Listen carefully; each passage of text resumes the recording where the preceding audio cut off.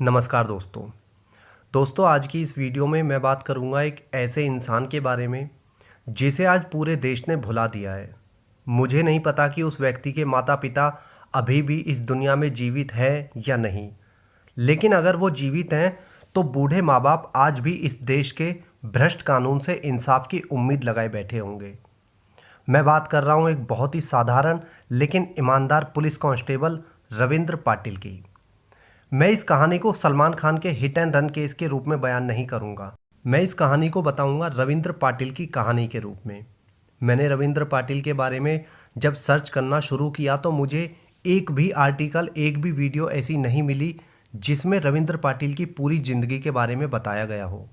हर article में बहुत कम उसके बारे में लिखा गया है, हर वीडियो में थोड़ा थोड़ा बताया गया है। उन्हीं जानकारियों के आधार पर मैं एक कंप्लीट वीडियो बना रहा हूँ, सिर्फ रविंद्र पाटिल की कहानी के रूप में। रविंद्र पाटिल बचपन से ही पढ़ने में होशियार था। परिवार की आर्थिक स्थिति बहुत ज़्यादा अच्छी नहीं थी। 12वीं की पढ़ाई पूरी की तो एक ही सपना था कि देश की सेवा करनी है और पुलिस फोर्स ज्वाइन करनी है। कॉलेज की पढ़ाई के दौरान पुलिस की भर्ती में पार्टिसिपेट करता है और पहले ही प्रयास में साल 1997 को पुलिस कांस्टेबल के रूप में सेलेक्ट कर लिया जाता है। पढ़ने में तो होशियार था ही, दिमाग भी तेज तर्रा रखता था और इसी चपलता के कारण अपनी ड्यूटी ज्वाइन करने के मात्र 2 साल बाद ही एंटी टेररिस्ट स्क्वाड में शामिल कर लिया जाता है। उसका काम था आतंकवादी गतिविधियों की जांच करना और खोजबीन करना। तभी मुंबई पुलिस को एक सूचना मिलती है कि बॉलीवुड के एक बड़े एक्टर को अंडरवर्ल्ड से धमकियां मिल रही हैं। ये एक्टर था सलमान खान और ये बात है साल 2002 के जनवरी-फरवरी की। पुलिस को जैसे ही सूचना मिलती है कि एक सीधे साधे एक्टर को अंडरवर्ल्ड से धमकियां मिल रही है तो पुलिस के बड़े अधिकारियों द्वारा रविंद्र पाटिल को एंटी टेररिस्ट स्क्वाड से हटाकर सलमान खान नाम के एक एक्टर का पर्सनल बॉडीगार्ड बना दिया जाता है। उस समय रविंद्र पाटिल की उम्र महज 24 साल थी। सिर्फ 4 साल की पुलिस सर्विस का अनुभव था। रविंद्र पाटिल के पास कोई गन नहीं थी, कोई हथियार नहीं था, लेकिन उसे एक ऐसे एक्टर की सुरक्षा में लगा दिया गया जिसे कथित रूप से अंडरवर्ल्ड से धमकियां मिल रही थी।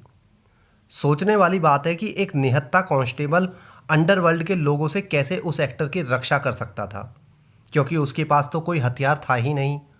बावजूद उसे सलमान खान की सुरक्षा पर लगाया जाता है। रविंद्र पाटिल के एक दोस्त ने काफ़ी साल बाद मीडिया में बताया था कि रविंद्र पाटिल सलमान खान की सुरक्षा में लगाए जाने पर काफ़ी ज़्यादा खुश थे, क्योंकि उसे एक बड़े एक्टर के साथ रहना था। रविंद्र पाटिल सलमान की सुरक्षा में 2002 के जनवरी-फरवरी महीने से लगा हुआ था। इसके बाद आती है रात 28 सितंबर 2002 की, जिस दिन सलमान खान का हिट एंड रन केस हुआ था। रविंद्र पाटिल ने कोर्ट में अपना जो बयान दर्ज कराया था वो ऐसे था। रविंद्र पाटिल सुबह से ही सलमान खान के साथ में था। शाम को 5 बजे सलमान और कमाल खान होटल JW मैरियट जाते हैं। रविंद्र पाटिल को बाहर ही वेट करने को कहा जाता है, जहां पर होटल के बाहर सोहेल खान का ड्राइवर भी उससे मुलाकात करता है।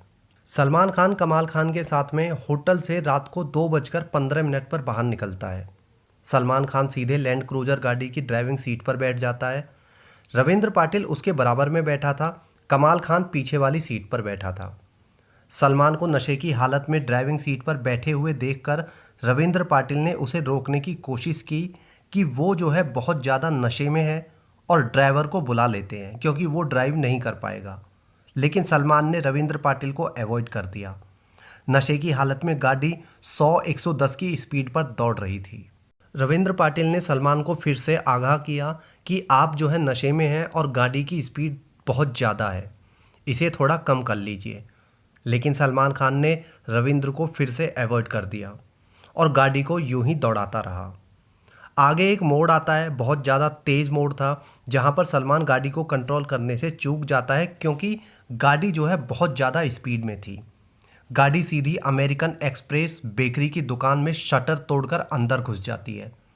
फुटपाथ पर बाहर की साइड में कुछ लोग सोए हुए थे। सोए हुए लोगों के ऊपर गाड़ी चढ़ जाती है, जिसमें एक व्यक्ति की मौके पर ही मौत हो जाती है और 3-4 दूसरे लोग जो हैं घायल हो जाते हैं।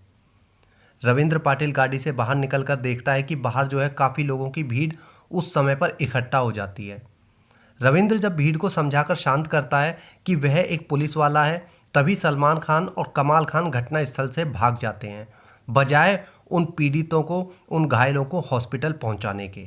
इसके बाद रविंद्र पाटिल ने पुलिस कंट्रोल रूम फ़ोन किया, पुलिस को बुलाया, रिपोर्ट दर्ज कराई। इसके अगले दिन सलमान के घर पर पुलिस पहुंचती है और सलमान सभी आरोपों को पूरी तरह से नकार देता है। इसके बाद शुरू होता है भ्रष्ट न्यायपालिका का ड्रामा। रविंद्र पाटिल ने अपने बयान अदालत में दर्ज करवा दिए थे। रविंद्र पाटिल के अलावा लगभग 18 लोग और थे जो इस मामले में गवाह थे, जिन्होंने अपनी आंखों से ये सारा नज़ारा होते हुए देखा था। उन सभी ने जो है एक ही बयान दिया था कि उस रात, एक्सीडेंट वाली रात जो है, सलमान खान ड्राइविंग सीट से उतरा था, दूसरा आदमी यानी कमाल खान पीछे की सीट से उतरा था और जो पुलिस वाला था वो ड्राइवर के बगल वाली सीट से उतरा था। सिंपल केस था, ढेर सारे गवाह थे, लेकिन केस को तारीख पर तारीख रख कर खिचड़ी बना दिया गया। तारीख पर तारीख लगती रही और हर तारीख पर एक गवाह कम होता गया। एक समय ऐसा आ गया जब रविंद्र पाटिल इस केस में इकलौता गवाह बचा था जो अपने बयान पर अडिग था, वरना जो बाकी के गवाह थे या तो वो मुंबई छोड़कर भाग गए थे, या गायब हो गए थे, या बाकी के खरीद लिए गए थे। रविंद्र पाटिल जब अपने बयान से नहीं पलटा तो उसे किडनैप कर लिया जाता है ताकि वो कोर्ट की हियरिंग पर, कोर्ट की सुनवाई पर मौजूद ना रहे। कोर्ट में रविंद्र को हाजिर होकर बयान देने के लिए उसके परिवार से कहा जाता है, लेकिन रविंद्र बिना किसी को बताए गायब था क्योंकि वो किडनैप कर लिया गया था। कोर्ट की हियरिंग में बार बार एब्सेंट रहने पर रविंद्र की गवाही को झूठा साबित कर दिया जाता है। झूठी गवाही के लिए कोर्ट जो है रविंद्र पाटिल के लिए नॉन बेलेबल वारंट इशू कर देता है। हैरानी की बात देखिए कि इसके बाद रविंद्र पाटिल पुलिस को मिल भी जाता है और उसे गिरफ्तार कर लिया जाता है। रविंद्र कई महीनों तक जेल में सड़ता है, उसके साथ में मारपीट की जाती है, उसे टॉर्चर किया जाता है कि वो अपना बयान बदल दे, लेकिन रविंद्र भी इसके बाद भी जो है अपने बयान पर अटल रहता है। लगभग 1 साल बाद रविंद्र को बेल मिलती है, तब तक उसे पुलिस विभाग जो है सस्पेंड कर देता है, यानी उसकी जो नौकरी थी वो उसकी नौकरी छिन जाती है। इसके बाद रविंद्र कोर्ट में फिर गवाही देता है, फिर उसका बयान दर्ज किया जाता है, लेकिन इसके बाद वो कभी भी किसी को नहीं दिखाई देता है क्योंकि उसे किडनैप कर लिया जाता है और पागल खाने में पागल करवाने की कोशिश की जाती है, जहां पर उसे टॉर्चर किया जाता है। रविंद्र पाटिल 2005 में गायब हुआ था दोबारा और 2006 में मिला था। जब वो पुलिस को मिला तो उसे पहचानना बहुत ज़्यादा मुश्किल हो गया था क्योंकि एक तो वो बहुत ज़्यादा कमज़ोर हो गया था, बिल्कुल उसका जो वज़न था, ये कहते हैं कि 30 किलो वज़न रह गया था उसका। यानी आप सोच के देखिए, एक हष्ट पुष्ट आदमी में 30 किलो वेट। दूसरा, उसको जो है टीबी की बीमारी हो गई थी, वो टीबी का मरीज़ था, उसे कोर्ट आकर गवाही देने को सख्त मना कर दिया गया था। इसके बाद वो पूरी तरह से गुमनामी में चला जाता है और फाइनली 4 अक्टूबर 2007 को टीबी की बीमारी में रविंद्र पाटिल की मृत्यु हो जाती है। कहा यह जाता है कि उसकी जो मौत थी वो टीबी की बीमारी से हुई थी, लेकिन उसकी मौत आज भी एक रहस्य है जो कोर्ट में केस चल रहा है कि उसकी मौत कैसे हुई थी, इसका पता लगाया जाए। लेकिन आज लगभग 2007 से आज कितने साल हो गए, 13-14 साल हो गए हैं, उसका जो केस है उसमें आज तक कोई भी फैसला नहीं आया है। रविंद्र पाटिल इस केस का आखिरी गवाह था। इसके बाद इस केस में कोई गवाह नहीं बचता है, लेकिन केस को फिर भी साल 2015 तक लंबा खींचा जाता है क्योंकि केस को लोगों के दिमाग से निकालने के लिए समय लेना जरूरी था। फाइनली दिसंबर 2015 में सबूतों के अभाव में सलमान खान को कोर्ट से बरी कर दिया जाता है। सबूतों के अभाव में उस केस में जिसमें एक समय पर रविंद्र पाटिल से अलग 18 चश्मदीद गवाह थे। खुद वो लोग गवाह थे जो इसकी गाड़ी के नीचे आके घायल हुए थे या उनके परिजन। लेकिन धीरे धीरे सभी को ठिकाने लगा दिया जाता है, कुछ को खरीद लिया, कुछ को गायब कर दिया। जो गायब हुए वो गरीब थे, इसलिए उनके लिए कानून या कोई भी मानवाधिकार आयोग निकलकर सामने नहीं आया कि वो गरीब कहाँ गायब हो गए। लेकिन रविंद्र पाटिल की चर्चा आज इसलिए हो रही है क्योंकि वो एक पुलिस ऑफिसर थे, वरना वो भी जो है गुमनामी में कहाँ गायब कर दिए जाते पता ही नहीं चलता। दिसंबर 2015 में जब हाई कोर्ट ने सलमान खान को बरी किया था, तब रविंद्र पाटिल की मदर सुशीला बाई कोर्ट में मौजूद थी। कोर्ट के फैसले से वो कोर्ट में ही फूट फूट कर रोने लगती है। रविंद्र की मां ने कोर्ट से कहा कि उसके बेटे ने जिन लोगों को इंसाफ दिलाने के लिए अपनी जान दे दी, वो गरीब लोग आज भी इंसाफ से महरूम रहे क्योंकि पैसे के खेल ने सारा फैसला बदल दिया। रविंद्र पाटिल की बुजुर्ग मां ने आगे कहा कि यह केवल मनुष्य का बनाया हुआ वह दरबार है जिसने हमें आज न्याय से वंचित कर दिया। अब हमें जो है सिर्फ उस सर्वशक्तिमान भगवान की अदालत में ही न्याय मिल सकता है। हम वहाँ पर आखिरी गवाही देंगे कि हमारा बेटा बेकसूर था। हमें उस दिन का इंतजार है। ये वो शब्द हैं जो रविंद्र की माताजी ने उस कोर्ट में कहे थे उस फैसले के बाद। लेकिन हैरानी की बात है कि रविंद्र की माताजी के इस स्टेटमेंट को किसी भी मीडिया द्वारा कभी भी नहीं दिखाया गया। रविंद्र पाटिल को टॉर्चर किया जाता है कि वो अपना बयान बदल दे। उसे सच बोलने पर जेल में डाल दिया जाता है।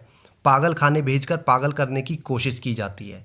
पागल नहीं हुआ तो टीबी का मरीज बना दिया। यानी रविंद्र पाटिल ने जीते जी इस दुनिया में गंदे से गंदा नर्क झेला था। उसे फ्रॉड बोला गया, भगोड़ा बोला गया, उसकी वो पुलिस की नौकरी छीन ली गई उससे जो उसका सपना था। रविंद्र पाटिल की जब मृत्यु हुई वह सिर्फ 29 ईयर्स का था। और ये सब उसके साथ में सिर्फ इसलिए हुआ क्योंकि उसने आंखों देखा सच बोला था। वरना सलमान खान से उसकी कोई पर्सनल दुश्मनी तो थी नहीं जो उसके खिलाफ वो जानबूझकर गलत बयान देता। कोर्ट ने जो है एक बार भी ये नहीं पूछा कि गवाह जितने इतने सारे गवाह थे इस केस में वो सारे के सारे अपने आप गायब क्यों हो गए।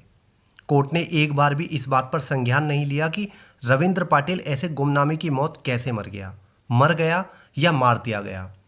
उल्टा कोर्ट ने जो है रविंद्र पाटिल के बयान को विश्वसनीय नहीं माना।